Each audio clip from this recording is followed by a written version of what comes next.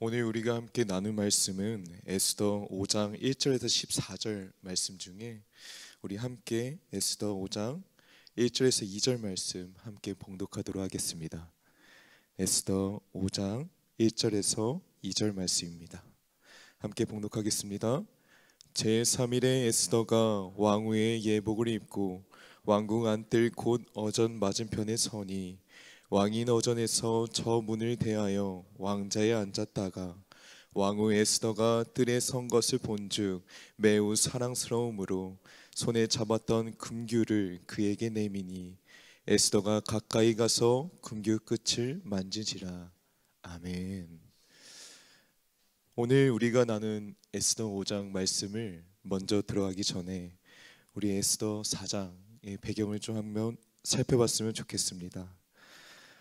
아각 족속의 후손 하만은 유대 민족 전체를 말살한 계획을 세우게 됩니다.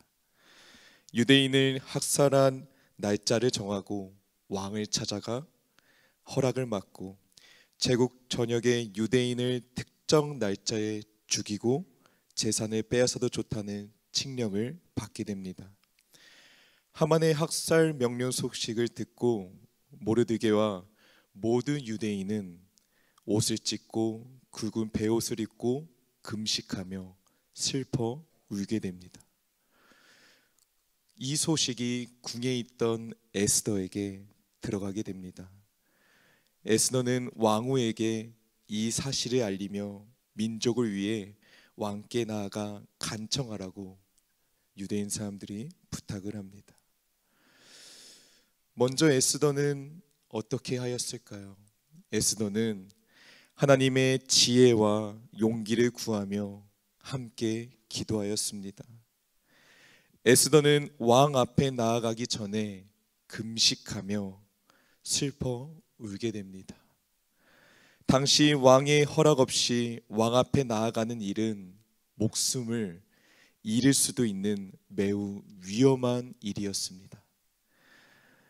왜 그럴까요? 바로 왕의 안전을 보장하기 위해서입니다. 갑작스럽게 누군가가 접근하는 것을 막기 위해서 왕 앞에 나아가는 일은 쉽지 않았습니다. 그리고 그 일은 권위 유지도 있습니다. 왕의 절대적 권위를 상징하는 제도로 왕이 먼저 불러야만 만날 수 있다는 것입니다.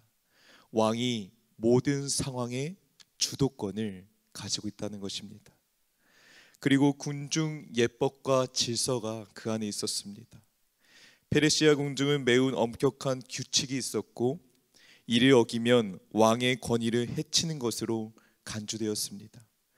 이러한 이유 때문에 에스더는 왕 앞에 나아가는 것이 쉽지 않은 결정이고 선택이었을 겁니다. 그녀는 죽으면 죽으리라 라는 목숨을 건 결단을 하며 하나님의 도우심을 구하게 됩니다. 금식 기도를 할 때 얼마나 간절히 기도하였을까요? 유대 민족이 다 몰살될 수 있는 민족 위기 앞에서 기도의 힘으로 하나님이 주신 담대함으로 일어서서 왕 앞에 나아간 것입니다. 그런데 매우 놀라운 일이 펼쳐지게 됩니다. 왕 앞에 섰을 때 왕은 에스더를 향해 금규를 내밀게 됩니다. 금규는 금지팡이를 말합니다. 2절 말씀 읽겠습니다. 왕후 에스더가 뜰에 선 것을 본즉 매우 사랑스러움으로 손에 잡았던 금규를 그에게 내미니 에스더가 가까이 가서 금규 끝을 만지지라. 아멘. 금지팡이를 내밀었다는 것은 에스더의 생명을 보장하는 신호였습니다. 사랑하는 여러분, 우리가 기도할 때 하나님은 일하십니다. 사람의 마음을 움직이시고 하나님께서는 환경을 변화시키십니다. 그리고 그때로는 놀라운 역사로 우리의 손을 붙들어 줍니다. 에스더는 어떠한 기도를 하였을까요? 그 기도는 바로 목숨을 건 기도였습니다. 그 기도는 간절할 수밖에 없었습니다. 그 기도는 모든 결과를 온전히 주님께 맡기는 기도였습니다. 둘째로 에스더는 하나님의 섭리를 기다리는 지혜로운 인내를 보여주게 됩니다. 에스더는 문제를 즉시 해결하려고 하지 않았습니다. 오히려 지혜롭게 잔치를 베풀어 왕과 하만을 초대하며 상황을 주도해 나갑니다. 4절 말씀입니다.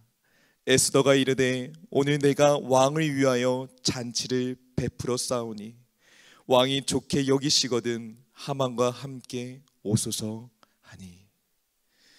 왜 에스더는 바로 문제를 해결하지 않고 한 번도 아닌 두 번의 잔치를 통해 신중하게 움직였을까요? 그것은 에스더가 인간의 생각과 방법보다 하나님의 섭리를 따라 움직였기 때문입니다. 에스더가 믿는 하나님의 섭리는 하나님은 보이지 않아도 반드시 일하고 계신다라는 것입니다. 하나님께서 보이지 않게 모든 일을 배치하시고 하나님께서 보이지 않는 그 손길이 뚜렷하게 나타난다는 것입니다. 그녀의 지혜로운 인내와 용기는 하나님의 더 큰 계획을 이루는데 중요한 역할을 합니다. 반대로 하만을 보십시오. 그는 모르드게를 향한 분노와 조급함으로 즉시 모르드게를 죽이려 높은 장대를 세우게 됩니다. 하만은 하나님의 경고를 무시하고 고속도로에서 질주하는 자동차처럼 모르드게를 향한 분노와 조급함으로 달려갑니다.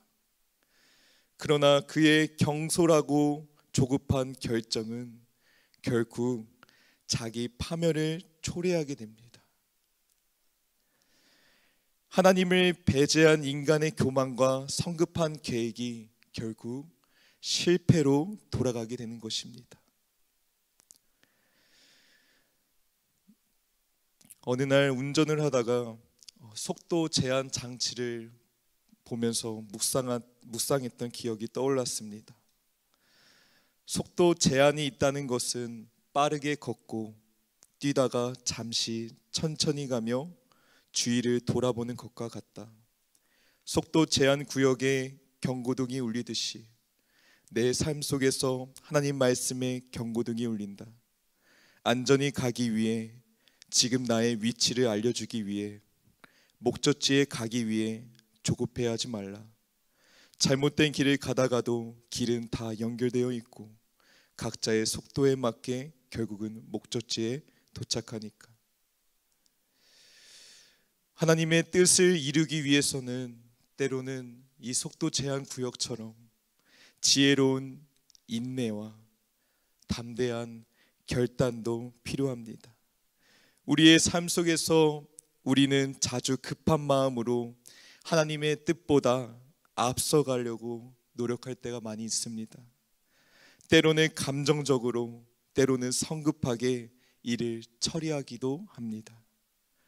하지만 에스더처럼 하나님의 인도하심을 기다리며 지혜를 구하며 움직일 때 우리는 하나님의 계획이 우리의 삶 가운데 놀랍게 이루어지는 것을 경험할 수 있습니다. 하나님의 섭리는 우리의 생각보다 더 크고 놀라운 역사가 있습니다. 때로는 하나님은 우리의 기대보다 더 신비하고 아름다운 방법으로 우리를 인도해 나갈 것입니다. 오늘 우리 인생에서 만나는 문제 앞에서 에스더처럼 지혜로운 용기를 가지고 하나님을 바라보길 바랍니다. 야고보서 1장 5절에 이런 말씀이 있습니다. 너희 중에 누구든지 지혜가 부족하거든 모든 사람에게 후히 주시고 꾸짖지 아니하시는 하나님께 구하라. 그리하면 주시리라. 에스더가 구하는 것은 하나님의 일하심이었습니다. 삶의 지혜를 주시는 것도 하나님이시고 우리의 생명을 주관하시는 것도 하나님이시라는 것입니다. 그런데 놀라운 사실이 있습니다. 에스더에서 하나님의 이름이 단 한 번도 직접적으로 언급이 되지 않는 유일한 책이라고 많은 학자들은 이야기합니다. 하나님이 침묵하는 시대, 포로기 위해 혼란한 상황 속에서 믿음의 사람들은 어떻게 살아가는가에 대해서 보여주는 책이기도 합니다. 오히려 하나님의 섭리를 더욱 깊이 드러내기 위한 그런 책이기도 합니다. 에스더처럼 오늘도 숨겨진 하나님의 손길을 구하며 우리의 삶을 온전히 맡기기를 축복합니다. 하나님께 지혜롭고 담대한 믿음을 구하는 저와 여러분이 되기를 바랍니다. 그리고 오늘 하루를 살아가는 용기로, 오늘도 살아계셔서 역사하시는 주님께 온전히 모든 것을 맡기며 살아가는 저와 여러분이 되기를 바랍니다. 기도하겠습니다. 우리의 삶과 모든 생명을 주관하시는 하나님 아버지, 이 시간 우리가 말씀을 묵상하며 하나님 앞에 나아갑니다. 하나님, 우리 가운데 지혜로운 용기를 더하여 주시고 하나님의 말씀을 기다리며 인내하는 마음을 더하여 주옵소서. 이 시간 새벽을 깨우며 기도하는 모든 손길을 기억하여 주시고 우리의 기도 제목과 우리의 작은 신음에 응답하시는 하나님을 이 시간 만나게 하여 주옵소서. 감사드립니다. 예수님의 이름으로 기도합니다. 하늘에 계신 우리 아버지여, 이름이 거룩히 여김을 받으시오며 나라가 임하시오며 뜻이 하늘에서 이루어진 것 같이 땅에서도 이루어지이다. 오늘날 우리에게 이러한 양식을 주옵시고 우리가 우리에게 죄 지은 자를 사하여 준 것 같이 우리의 죄를 사하여 주시고 우리를 시험에 들게 하지 마시옵고 다만 악에서 구하시옵소서. 나라와 권세와 영광이 아버지께 영원히 있사옵나이다. 아멘. 오늘 말씀을 기억하며 하나님, 오늘을 살아가는 지혜로운 용기를 더하여 주옵소서. 이러한 마음으로 이 시간 주님의 이름 한번 부르짖고 통성으로 기도하겠습니다. 주여